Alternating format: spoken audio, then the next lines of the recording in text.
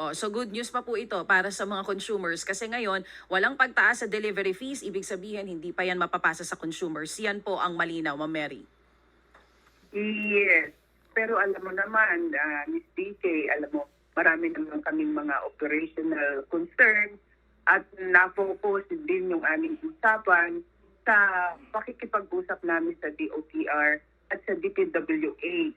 Kasi marami, like for example, yung mga vertical clearances issue, yung maraming ahensya na issue na under ng DOTR, at saka DPWH yung overloading law.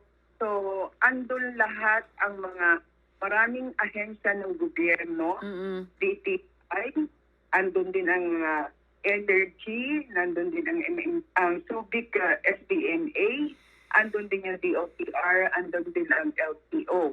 So, napakalawak ng aming usapan tungkol doon. At parang sabik ang lahat ng miyembro na makarinig ng report kung ano yung outcome ng aming pakikipag-usap kay Secretary Dingson.